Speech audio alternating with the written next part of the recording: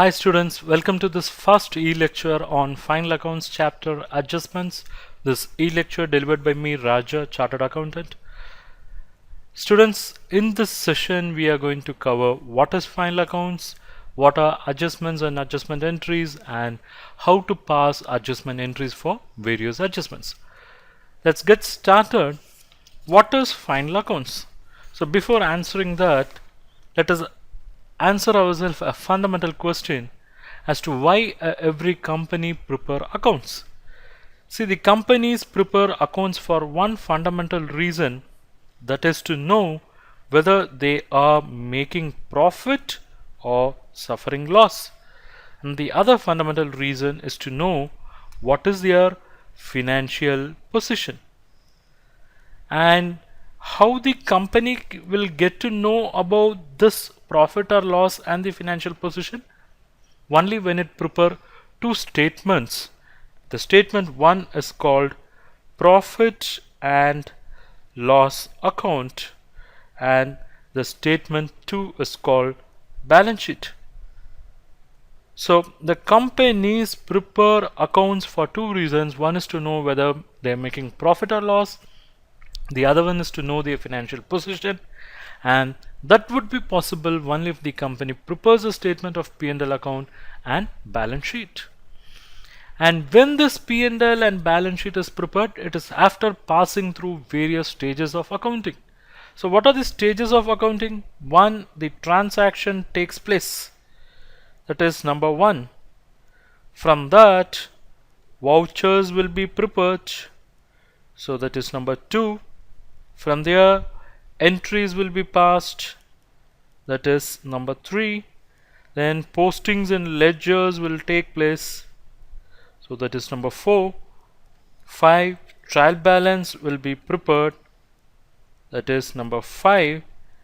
And after this will come the important two set of accounts, namely the profit and loss account and balance sheet. These two set of accounts are prepared in the end. They are prepared finally. That's why these are all called final accounts. With preparation of P&L and balance sheet, the accounting cycle or accounting process of that particular year will get over, and the fresh set of accounts will have to be prepared for next year. That's why preparation of P&L and balance sheet is called as preparing final accounts. Next is, what are adjustments and adjustment entries? Students, I'll give you one simple example. Just have a look at the example wherein you will have a P&L, and that P&L tells you the company has made a sales of 100 and there is an expense of 60 and the company has made a profit of 40. So 100 by 100, and this I would call as scenario 1, and I would give you another scenario, we'll call it as P&L 2. Here sales is same 100, expense I'm going to write it as 60 plus 20, which is 80, and profit is 20, and the total on both sides is 100. So now I'll give you this information.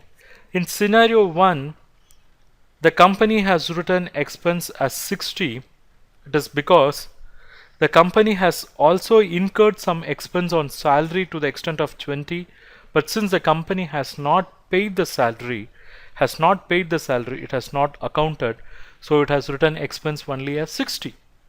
Whereas in scenario 2, the company has not paid that salary, it is aware that it has incurred the expense on salary. So at any cost, this is an expense for the company. At any cost, it will reduce the profit of the company. So though the company has not paid that expense, it is conscious and it is aware that there is an expense on salary, it has been incurred, so it should be paid in future. So it is going to account it as an expense and it is reducing its profit. In scenario 1, the salary expense was not accounted, so profit was 40, whereas in scenario 2, Salary too not paid, since it was incurred, it is accounted, and expense was written as 80 instead of 60, and profit is shown as 20 instead of profit of 40. Students, now you answer yourself, which profit reflects the true financial position of the company?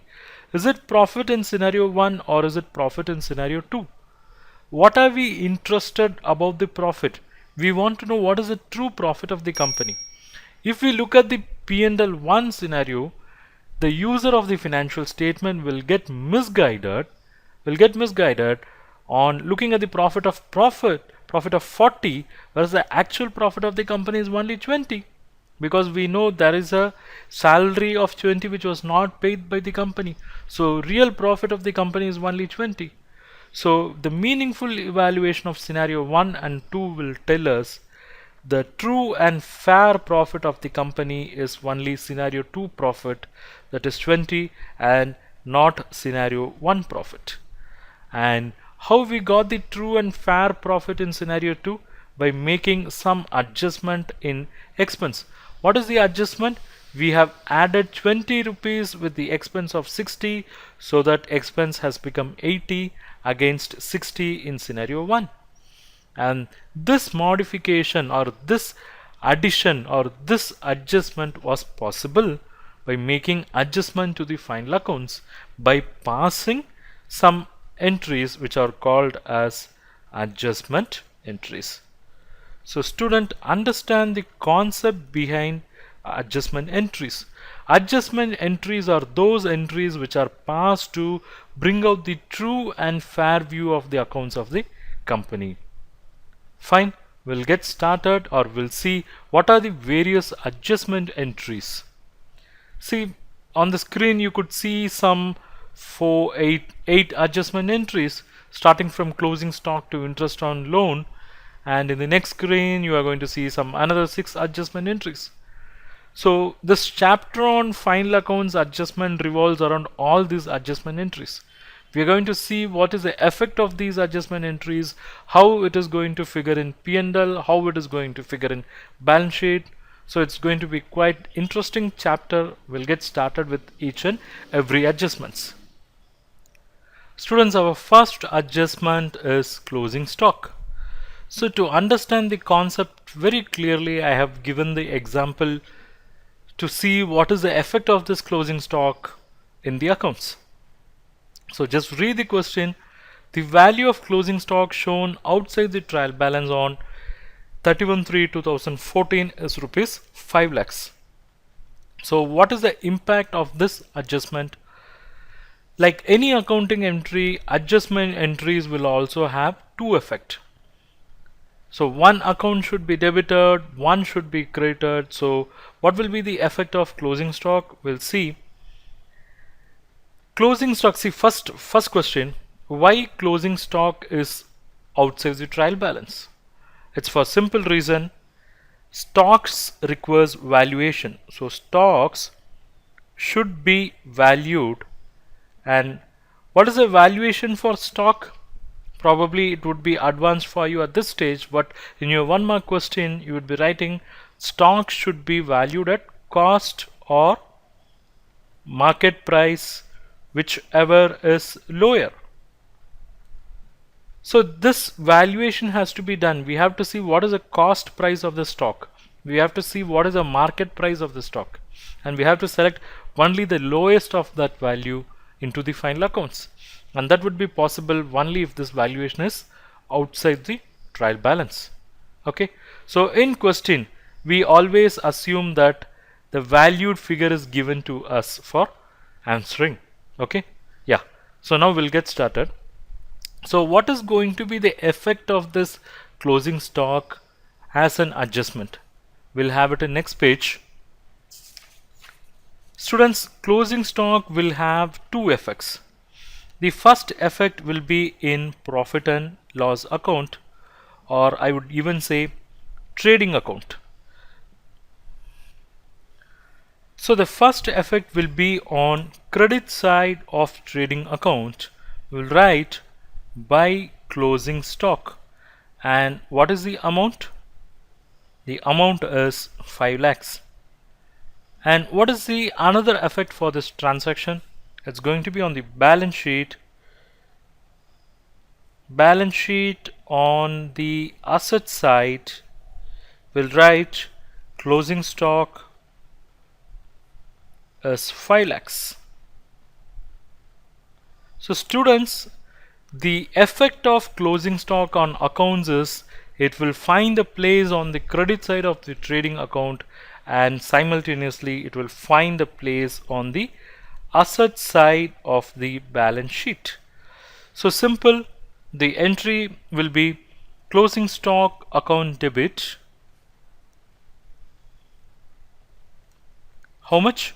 5 lakhs to trading account. Credit, which is another 5 lakhs.